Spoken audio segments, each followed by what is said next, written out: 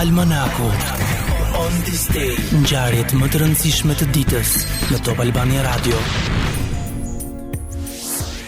Në vitin 630, perandori bizantin Herakliu rikthehen kryqin e vërtet në Jeruzalem. Ishte koha kur krishterimi kishte filluar të dilte nga strehimi dhe të manifestohej. 1188, Atoku ngjitet në fronin e Japonisë. Ai ishte 7 vjeç, me armiq rival të shumt. Në betejën e Dan no Ura, ushtria e tij humbi. Për të mos rënë në duar të kundërshtarit, gjyshi i Atokut e mbyti perandorin fëmijë dhe pastaj mbyti veten. 1556, arqipeshkvi i Vanderbury Thomas Cranmer i kishës angleze digjet në turrën e druve.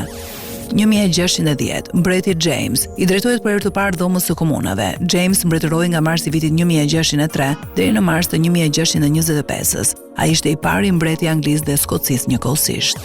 1697, Car Pietri i Madh i Rusisë fillon turneun nëpër Evropën perëndimore me shpresë për të krijuar një aleancë kundër perandorisë osmane.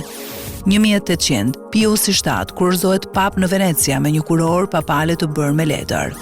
1804, miratohet kodi civil francez i hartuar nga Napoleoni i parë. Veç të tjera, kodi ndaloi privilegjet bazuar në lindje e preardhje, lejoi lirinë e fesë. 1844, për herë të parë William Miller në Massachusetts shpalli datën e kthimit të Krishtit dhe fundin e botës. Ai tha se kjo do të ndodhte më 22 tetor 1844. 1890, hebrejt austriak njihen me ligj si komunitet në Austri. 1921, politika e re ekonomike zbatohet nga Partia Bolshevike në përgjigje të dështimit ekonomik si rezultat i komunizmit të luftës. 1923, sekretari amerikan i shtetit Charles Hughes refuzon njohjen e Bashkimit Sovjetik. 1935, Persia ndryshon zyrtarisht emrin duke u quajtur Iran.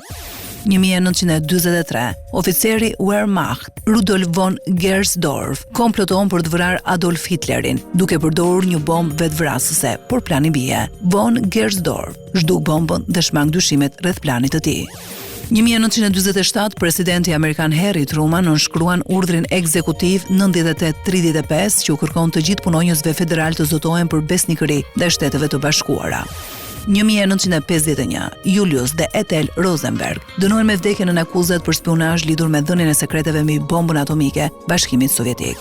1955, kryebashkopi Makarios i Kipros shpreh dëshirën për bashkimin e ishullit me Greqinë. Më 1960 Makarios do të bëhej presidenti i parë i Republikës së Kipros.